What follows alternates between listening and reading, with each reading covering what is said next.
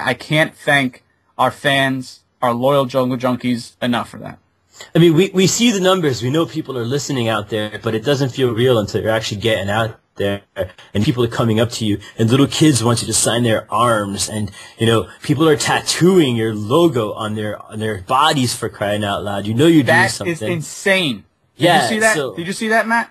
I haven't had a chance to see that one yet, but I will definitely go back and start checking out some more of that footage for sure. Yeah, one of our jungle junkies. Go ahead, I'm sorry. One of our jungle junkies from Canada. She went and her and her boyfriend got our logo tattooed on them. Shout out to Ashley and Matt from Canada. You guys rock. You guys are awesome. Yeah, man. So seriously, it's crazy. Like, that kind of feedback just makes us want to push the ceiling and, like, you know, punch out the skylights even more every day. So, like, no, we're ready on for bigger and better things. Just today we had some, like, major breakthroughs and conversations. Me and Andy and our writing crew, shouts out to Jay and T, we get together every day and we talk about issues every day and we bang them out and we try to find the most, you know, the most effective way. It's a fight. It's a daily fight and a daily struggle, whether it's keeping reptiles, keeping fish, keeping animals alive out in the wild. It's a daily struggle and daily fight. So we try to figure out a way to just go, get in there and rip out that jugular vein and yank it out so there's no more fight right away, first shot. So we get in there. We want to be the most effective possible organization to, you know, make a difference. And that's what we're doing. You know, just like this month now, we're actually thinking of some cool idea. And I guess we could talk about it because I think I'm going to do it. We're talking Go for it. Yeah, we're talking about face froze for rhinos. I mean, it sounds stupid, but there's a guy who recently made the news for sending his toenails to the Chinese government to show them, basically, or to express that there's no difference between that and rhino horns, which are both made out of the same material. So, really? Yeah, it's all fantastic. It's all keratin. It's basically keratin. It's what's in your fingers and what's in your hair. So what we're doing now, starting for the month of November, we're encouraging our jungle junkies, mostly male, but females are not out of this. But Absolutely. we're encouraging our jungle junkies to grow a beard for the month of November and then shave it off at the end of the month and then mail it to the Chinese government. We'll provide all the address and all the necessary information to just basically inundate them with thousands of people's facial hair and nails, fingernails, and to really drive a point home to them that they need to stop, you know, the whole, they need to at least start regulating the entire blatant disregard and use of rhino horn in China, which is the biggest consumer of it, where it's thought to be everything from, you know, a sedative to an aphrodisiac. So, like, you know, we're trying to make waves every way we can, and you know, that's one of the ways we're doing it. So, face froze for rhinos, do it. We'll check out. I think I'll pick up on that. Yeah, all my Lost Aquatic and Reptile freaks to do the same thing. Save your toenails, save your facial hair. We'll get the information to you guys, and we'll send it all to the Chinese government. Yeah, you can check out. The Swamp Ape told you. Do it because Danny told you to do it. Do it because Andrew told you to do it. Do it because it's the right freaking thing to do. Rhinos, baby. We could lose rhinos. We'll take it for granted. We all know what rhinos look like. Yep. We've all seen them. We need them. We need everything that we've got. Yeah, well, the reality of it is in 10 years, they could all be just gone, and we can't rewind. Very true.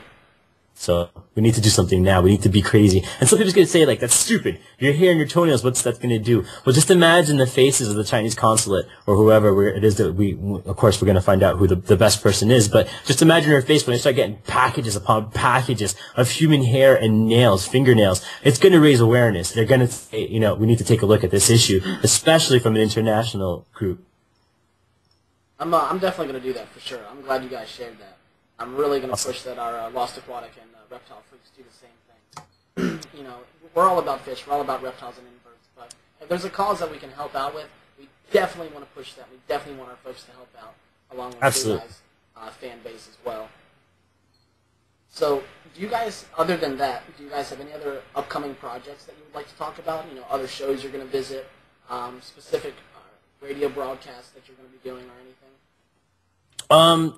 You know, we always have the best guests possible. We always try to top our previous guests, which, you know, happens on occasion. But for the most part, we try to bring you people really outside of the box. That, you know, I haven't done a million other radio interviews in the past. So, I mean, at this point, I've got some really good surprises lined up. But unfortunately, we're going to keep them on a DL tip for now. But I will tell you that, you know, even like next week, we've got an amazing show. We've got, you know, the women of reptiles and invertebrate keeping, which is something that many people don't often hear or even associate with. We're having a woman who is actually one of the leading producers of coral snake venom in the United States, virtually unknown. And she's going to be joining us. And then we're also going to have this amazing girl who actually I've known her for about maybe almost, God, like 8 or 9 years, since she was a little girl, about 6 years old. She's been on Oprah a few times. She's been on Jay Leno.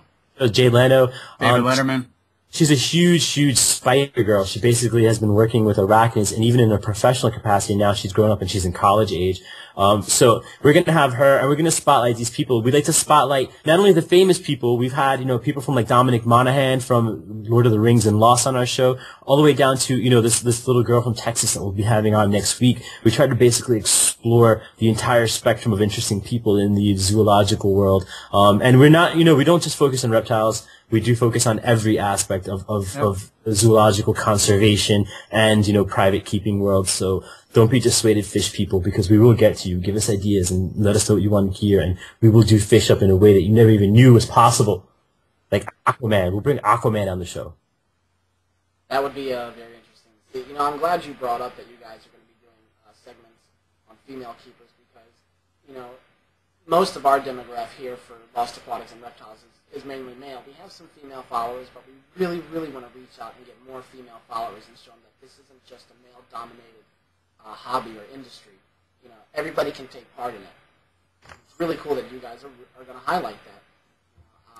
I think once that show gets put up, I'm going to put a link on our page so our females can go check that out for sure. Absolutely. And it's a shame because there are plenty of really good female keepers of, fish, mammals, reptiles out there. It's just, no one's giving them the attention that they deserve because, as you said, it's such a male-dominated field. At the shows that we go to, every third table is a female vending, for anything, whether, she's making her own custom jewelry. And we know some really great people that do that, or someone that's peddling her own beautiful graphic designs. There's a girl we've had on who's really good friends with us at this point from New York. Natalie, I love you, Natalie. Love Natalie. How can you not love Natalie? She has some amazing artwork, and she's at our New York shows, and it's just amazing to see the people just clamor over her pieces, and it's a great feeling. It really is because just because the woman or a woman is not handling a monitor or handling a berm doesn't mean she's not contributing. And I think that's important. I'll say this, and I don't care if you get mad, but women make better animal keepers than men. It's a fact. I've seen that is a fact. In a lot of aspects. That is a fact. Look at the zoo world. Zookeepers is predominantly a female field because women are very nurturing and loving and have the necessary patience and means for caring animals more so than the average male. It takes a special man to be a zookeeper. Don't get me wrong. But women are wonderful keepers. Women are great keepers. I've worked with spectacular women, and if women have any doubts about why they should be watching this and coming to your forum, look at me. I'm hot and I'm here. So there's something for everybody in the urban jungles radio world and the zoological world as a whole. No, I can't have True. that. I mean, come on. Fact. So,